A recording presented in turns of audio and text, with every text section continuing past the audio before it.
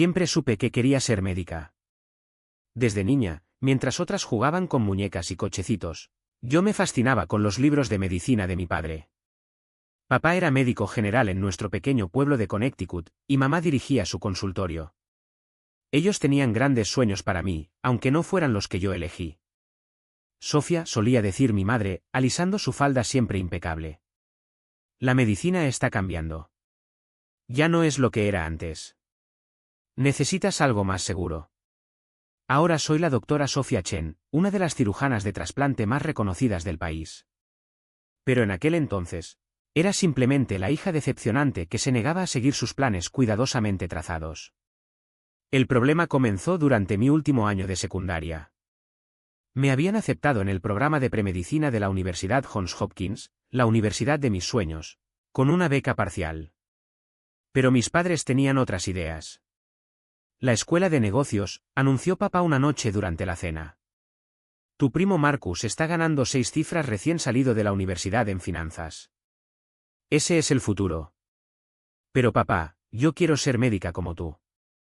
Él dejó el tenedor, su rostro endureciéndose. Ser médico ya no es lo que era, Sofía. Compañías de seguros, papeleo, demandas. Quiero algo mejor para ti. Lo que realmente querían era que me uniera a United Capital, la firma de inversión donde mi tío era socio. Lo tenían todo planeado. Obtendría mi MBA, ascendería en la empresa y, finalmente, asumiría el puesto de mi tío. Ya está todo arreglado, dijo mamá, deslizando un folleto universitario sobre la mesa. Tu tío ya ha hablado con la oficina de admisiones en Wharton. Con nuestras conexiones, tienes un lugar garantizado. Aparté el folleto. No quiero trabajar en finanzas. Quiero salvar vidas. ¿Salvar vidas?, se burló mamá. ¿Sabes cuántos médicos se ahogan en deudas estudiantiles? ¿Trabajando horas interminables solo para llegar a fin de mes? No me importa el dinero. Pues debería importarte. El puño de papá golpeó la mesa, haciendo temblar los platos. No hemos trabajado tan duro para verte desperdiciar tu futuro en un sueño idealista. Yo sentí que me ahogaba, su visión de mi futuro me asfixiaba. Mi vocación era mucho más fuerte que cualquier argumento económico que pudieran presentar. Esa noche marcó el comienzo de una guerra en nuestra casa. Cada cena se convirtió en un campo de batalla. Cada conversación, una negociación. Intentaron todo, hacerme sentir culpable, amenazas, incluso sobornos. Piensa en el nombre de la familia, suplicaba mamá. Piensa en tus futuros hijos. Pero no podía renunciar a mi sueño. La medicina no era solo una elección de carrera para mí, era una vocación. Pasaba mis tardes como voluntaria en el hospital local, observando a los médicos, aprendiendo todo lo que podía. Cuanto más tiempo pasaba allí, más segura estaba. El punto de inflexión llegó 2 semanas antes de la graduación. En secreto, había aceptado la oferta de Johns Hopkins, utilizando mis ahorros de los trabajos de verano para pagar el depósito. Cuando el paquete de aceptación llegó por correo, mi madre lo abrió antes de que yo pudiera llegar a casa. Entré en el caos. ¿Cómo te atreves? Mamá estaba de pie en la sala de estar, con papeles esparcidos a sus pies. Ir a nuestras espaldas así. Papá estaba sentado en su sillón, su rostro era una máscara de decepción. Te lo dimos todo, Sofía. Las mejores escuelas, cada oportunidad. ¿Y así es como nos lo pagas? Es mi vida, dije, mi voz temblaba pero estaba decidida. Quiero ser médica. Quiero ayudar a la gente. Ayudar a la gente, mamá se rió con amargura. Ni siquiera puedes ayudarte a ti misma a tomar la decisión correcta. Bueno, si estás tan decidida a arruinar tu vida, no lo harás con nuestro dinero. Papá se levantó lentamente. Tienes una elección, Sofía. Acepta la plaza en Wharton que hemos conseguido, ¿o qué? ¿O estás completamente sola? Sin apoyo, sin dinero, sin casa. Los miré. Estas personas que me habían criado, que me habían enseñado a defender mis convicciones, ahora intentaban obligarme a abandonar mis sueños. Entonces, supongo que estoy sola. Las siguientes horas pasaron como en un sueño. Metí lo que pude en mi viejo Honda Civic, ropa, libros, el estetoscopio que había comprado con mi propio dinero. Mis padres observaban desde la puerta, probablemente pensando que me derrumbaría y cambiaría de opinión. Pero no lo hice. Si te vas ahora, gritó mamá mientras arrancaba el coche, no te molestes en volver. La voz de papá me siguió por el camino de entrada. Estás cometiendo el mayor error de tu vida. Conduje directamente a casa de tía María. Era la hermana menor de mi madre, la oveja negra de la familia que había elegido ser profesora de instituto en lugar de unirse al negocio familiar. Me miró a la cara llena de lágrimas y abrió los brazos. Esa noche, acurrucada en su sofá, le conté todo. Creen que te están protegiendo, dijo, acariciando mi pelo. Pero solo tienen miedo. Miedo de verte luchar. Miedo de verte elegir un camino diferente al que ellos planearon. ¿Y si tienen razón?, susurré. ¿Y si fracaso? Tía María sonrió. Entonces fracasarás haciendo algo que amas en lugar de tener éxito en algo que te hace miserable. Ella me ayudó a planificar todo: préstamos estudiantiles, trabajos a tiempo parcial, solicitudes de becas. No sería fácil, pero era posible. Puedes quedarte conmigo hasta que te vayas a Baltimore, dijo. Y también durante las vacaciones. Esta es tu casa ahora. Los siguientes meses fueron un curso intensivo de independencia. Trabajé en 2 empleos durante el verano, por las mañanas en una cafetería, por las tardes en la tienda de regalos del hospital. Cada centavo iba a mi fondo universitario. Mis padres no llamaron.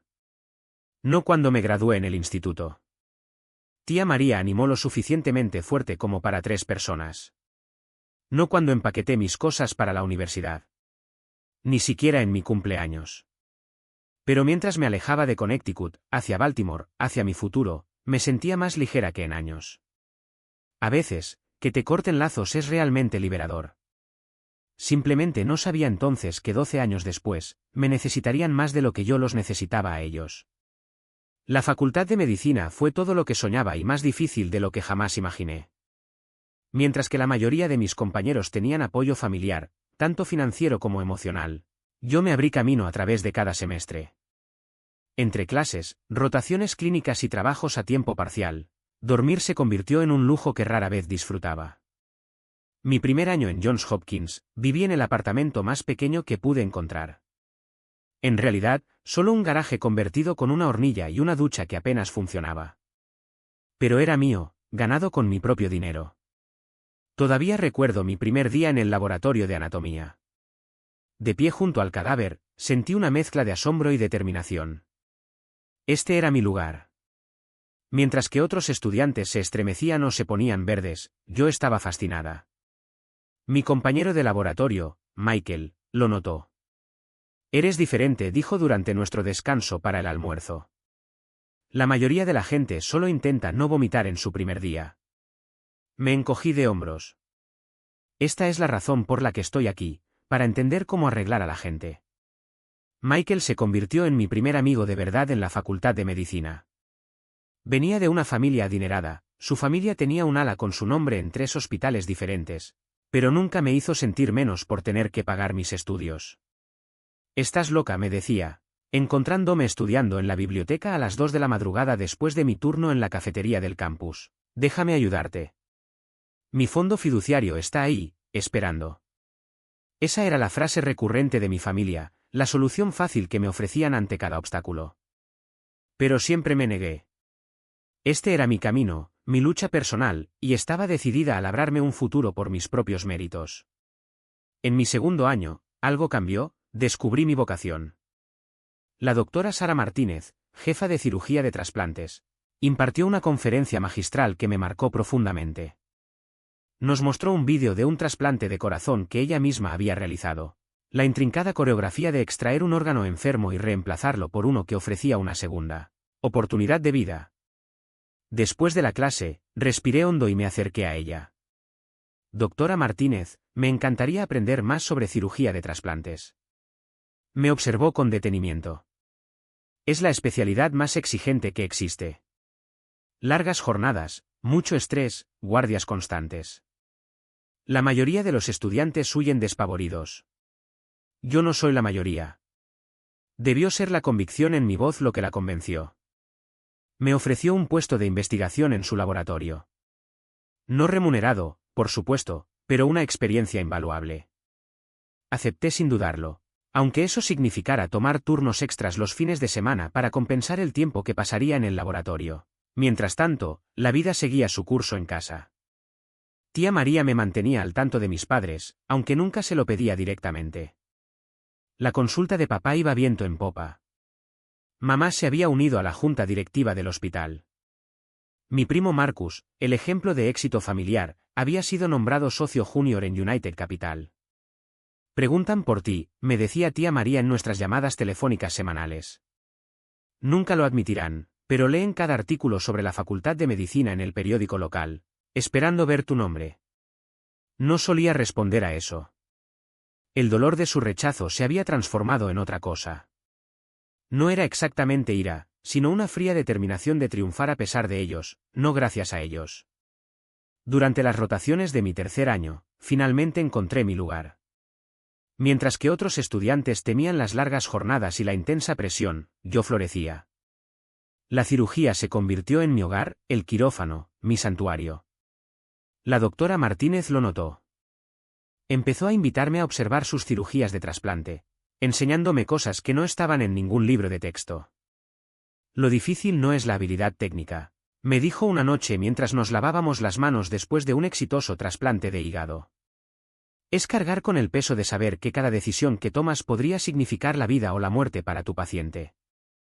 Esa frase se grabó a fuego en mi mente. Cada día, al entrar en el quirófano, recordaba la responsabilidad que recaía sobre mis hombros y la inmensa confianza que depositaban en mí. Me gradué de la Facultad de Medicina, ocupando el segundo lugar en mi clase. La ceremonia fue agridulce. Tía María me animaba desde la audiencia, pero los dos asientos vacíos a su lado se sentían como una acusación silenciosa. Mi asignación de residencia fue todo lo que había soñado, el programa de cirugía de trasplantes en el Hospital General de Massachusetts. 5 años más de jornadas agotadoras, estudio constante y una responsabilidad que aumentaba gradualmente. Me especialicé en casos de alto riesgo que otros cirujanos evitaban. Mi investigación se centró en mejorar las tasas de éxito en trasplantes complejos de múltiples órganos. Poco a poco, mi reputación fue creciendo. En mi cuarto año de residencia, me llamaban para consultar en los casos más difíciles. Los pacientes empezaron a solicitarme específicamente. Aunque todavía estaba técnicamente en formación, los cirujanos adjuntos confiaban en mí para realizar procedimientos cada vez más complejos. Entonces llegó el caso que marcaría mi carrera.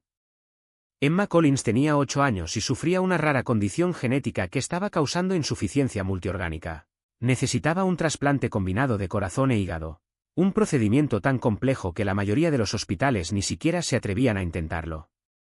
A sus padres les habían dicho que se prepararan para lo peor, pero yo no podía aceptarlo. Pasé semanas investigando su caso, desarrollando un nuevo enfoque quirúrgico que podría funcionar. El Dr. Anderson, jefe de cirugía, escuchó mi propuesta con creciente interés. Nunca se ha hecho de esta manera, dijo, estudiando mis diagramas.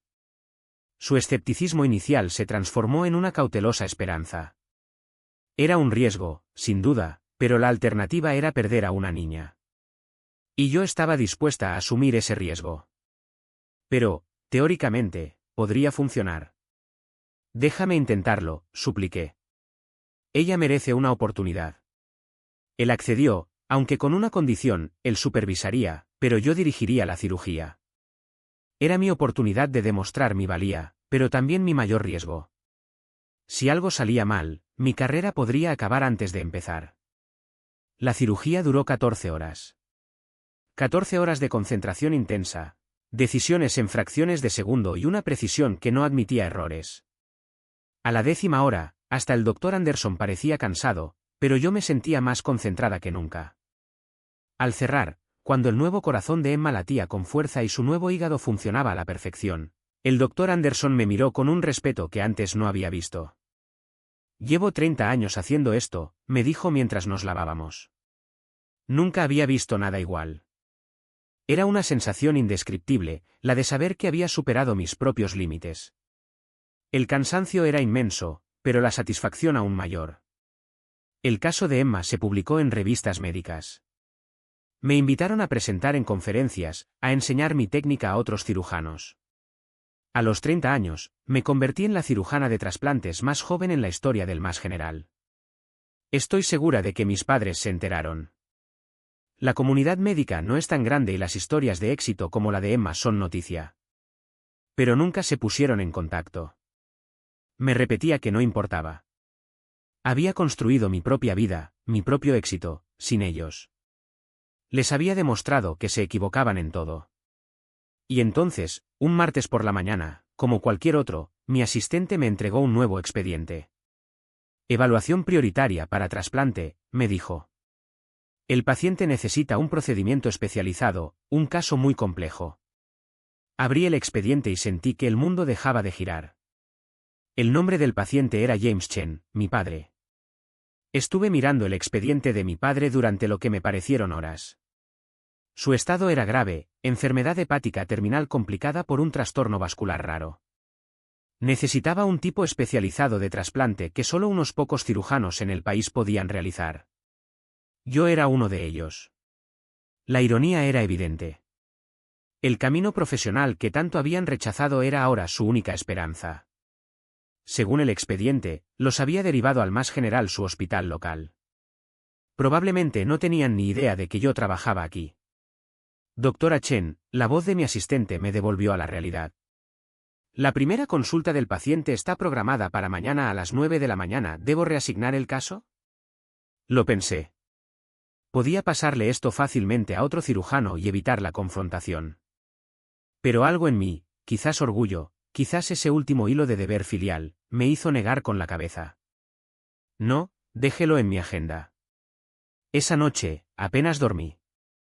Repasé su caso una y otra vez, aunque había memorizado cada detalle a primera vista. La cirugía que necesitaba era una que yo había perfeccionado. Un enfoque modificado del trasplante de hígado para pacientes con problemas vasculares complejos. Sin ella, sus posibilidades de supervivencia eran inferiores al 20%. A las 8:55 de la mañana siguiente, estaba parada frente a mi oficina, con el corazón latiendo con fuerza. A través de la ventana, podía verlos sentados en la sala de consulta, mi padre, notablemente más delgado de lo que recordaba, y mi madre, con el pelo ahora salpicado de canas. Respiré hondo y abrí la puerta. Buenos días. Soy la doctora Sofia Chen. La incomodidad me invadió, pero mantuve una compostura profesional. La responsabilidad de su vida, ahora, descansaba en mis manos, independientemente del pasado. El silencio que siguió fue ensordecedor. La mano de mi madre voló a su boca. La cara de mi padre palideció, luego se sonrojó. La sorpresa y el desconcierto eran palpables. En ese momento, supe que el camino a seguir sería difícil, cargado de emociones complejas y recuerdos dolorosos. Pero también sabía que, como médico, mi deber era ofrecerle la mejor atención posible, independientemente de nuestra historia. Una parte de mí, una parte que creía haber enterrado hace mucho tiempo, quería desesperadamente su aprobación, su reconocimiento. Pero primero, tenía que salvar su vida. Todo quedó en suspenso por un instante, un silencio cargado. 12 años de ausencia se palpaban, una barrera invisible entre nosotros. Sofía, la voz de mi madre, era apenas un susurro que temblaba en el aire. Hola, mamá. Respondí manteniendo la compostura, la voz neutra mientras me sentaba tras mi escritorio. He revisado a fondo el caso, papá. La situación es seria, sin duda, pero existen opciones que podemos discutir. Noté su desconcierto, una mirada perdida en sus ojos. ¿Eres la especialista que nos recomendaron? Su voz sonaba apagada, como si no terminara de comprender. Sí. Fui yo quien desarrolló la técnica quirúrgica que necesitas. Actualmente, soy una de las 3 cirujanas en el país capacitadas para realizarla. Observé cómo las lágrimas comenzaban a resbalar silenciosamente por las mejillas de mi madre. Mi padre, en cambio, solo me miraba fijamente, como si recién ahora viera a la doctora en la que me había convertido, la doctora que habían tratado de evitar que fuera. Les expliqué el procedimiento con frialdad clínica, detallando cada paso. Por dentro, mis emociones eran un torbellino, un caos que luchaba por salir, pero por fuera, me aferraba a mi profesionalismo. La tasa de éxito de este procedimiento, conmigo como cirujana principal, es del 94%, concluí. Sin él, tu pronóstico es reservado. La decisión, por supuesto, es tuya. Mi padre tosió, carraspeó la garganta. ¿De verdad eres la mejor opción que tengo? Sí. Y como tu doctora, te recomiendo proceder con la cirugía lo antes posible. La pregunta quedó flotando en el aire, una interrogante que me quemaba por dentro. ¿Cómo tu hija? Hice una pausa. Esa palabra sonaba extraña en mi boca, casi ajena. Eso es más complicado. Sofía, mi madre, estiró la mano por encima del escritorio, intentando tomar la mía. Me aparté ligeramente, instintivamente. Nos equivocamos, terriblemente. Sí, se equivocaron. Mi voz era firme, pero no acusadora. Me echaron de casa por querer precisamente esto, ser doctora, salvar vidas. Y ahora míranos. Creíamos que te estábamos protegiendo, mi padre dijo suavemente, como si me confesara un secreto doloroso. No, creían que me estaban controlando. Hay una diferencia muy grande. Me levanté, recogiendo mis papeles. Les daré tiempo para pensar en sus opciones. Si deciden que yo sea su cirujana, mi oficina se encargará de todos los arreglos. Si prefieren buscar tratamiento en otro lugar, puedo remitirlos a los otros cirujanos cualificados, aunque sus listas de espera son significativamente más largas. Justo cuando llegaba a la puerta, mi padre me llamó. ¿Sofía? Espera. Me giré. Lo siento, dijo, su voz quebrándose por el peso de las palabras. Ambos lo sentimos mucho. Por un instante, lo vi no como mi paciente ni como el padre que me había rechazado, sino como un hombre enfrentándose a su propia mortalidad y confrontando la magnitud de sus errores. Lo sé, respondí suavemente. Pero ahora mismo, eso no es lo que importa. Lo que importa es salvarte la vida. Podemos lidiar con todo lo demás después. Esa promesa era difícil de cumplir, lo sabía, pero necesaria. La cirugía se programó para 2 semanas después. Durante ese tiempo, mis padres intentaron varias veces tener conversaciones personales conmigo, pero mantuve los límites profesionales. No podía ser su hija y su doctora al mismo tiempo. No aún. La mañana de la cirugía, mi padre parecía asustado, por primera vez que yo pudiera recordar. Sofía me tomó la mano mientras se preparaban para llevarlo al quirófano. Si algo sale mal. Nada saldrá mal, dije con firmeza, intentando calmar mi propio miedo. Soy la mejor en lo que hago, y no fallo. La cirugía duró 11 horas. Cada corte, cada sutura, fue perfecta. No aceptaría nada menos. Cuando finalmente salí a la sala de espera, mi madre prácticamente se derrumbó de alivio al ver mi sonrisa. La cirugía fue exitosa, le dije. Está estable, y el nuevo hígado está funcionando bien. Me abrazó entonces, y por primera vez en 12 años, se lo permití. Durante la recuperación de mi padre, poco a poco comenzamos a reconstruir nuestra relación. No fue fácil. 12 años de dolor no desaparecen de la noche a la mañana. Pero a medida que él sanaba físicamente, nosotros también empezamos a sanar emocionalmente. Lentamente, muy lentamente, las grietas comenzaban a cerrarse.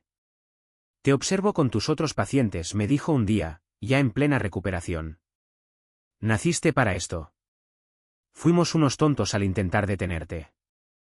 6 meses después de la cirugía, los invité de nuevo a mi consultorio, esta vez no como pacientes, sino como padres. Quería que vieran lo que había logrado. Les mostré mis premios, mis investigaciones publicadas, las cartas de agradecimiento de los pacientes a quienes había salvado. Vi cómo sus ojos recorrían las paredes, absorbiendo la evidencia de mi éxito. Hiciste todo esto a pesar de nosotros, dijo mi madre, con lágrimas en los ojos. En ese momento, sentí la necesidad de corregirla, no para reprenderla, sino para que entendiera la verdad. No, le dije suavemente. Lo hice gracias a mí, porque es lo que estaba destinada a ser. Mirando hacia atrás ahora, me doy cuenta de que a veces la operación más difícil es la que te haces a ti misma, extirpando la rabia, trasplantando el perdón en su lugar. No creo que mis padres y yo vayamos a tener nunca la relación que podríamos haber tenido si me hubieran apoyado. Desde el principio. La herida es demasiado profunda, el tiempo perdido irrecuperable. Pero tenemos algo diferente ahora. Algo construido sobre el respeto, una comprensión tácita, y el reconocimiento de que, a veces, lo mejor que pueden hacer los padres es dejar que sus hijos encuentren su propio camino, aunque eso signifique desobedecer sus deseos. Sigo guardando el expediente de mi padre en el cajón de mi escritorio. No como un recordatorio de su rechazo, aunque la cicatriz siempre estará ahí, sino como prueba de que la vida tiene una forma de cerrar círculos inesperadamente. Me echaron de casa por querer ser médico. Y ser médico me dio el poder de salvar la vida de mi padre. A veces, la mejor venganza no es demostrar que alguien está equivocado, es demostrarte a ti misma que tenías razón. La semana pasada, una joven interna vino a verme, desgarrada entre su pasión por la cirugía y la presión de su familia para que eligiera una especialidad diferente. Mis padres dicen que la cirugía es demasiado exigente, que nunca tendré una vida normal, me dijo, recordándome tanto a mí misma a su edad. Sentí la necesidad de compartir mi historia con ella, de darle esperanza. Le conté todo, desde el principio, mostrando cómo a veces el camino más difícil es el correcto. Porque ese es el verdadero legado que quiero dejar. No solo como la cirujana que fue pionera en nuevas técnicas o salvó incontables vidas, sino como alguien que demostró que nunca debes permitir que nadie defina tus sueños. Ni siquiera ahora, cuando estoy de pie en el quirófano, preparándome para salvar otra vida, puedo evitar pensar en aquella chica de 18 años que se fue de casa con solo un sueño y un viejo coche. Ella tenía razón todo el tiempo. A veces, ser rechazada es la primera incisión para convertirte en quien estás destinada a ser.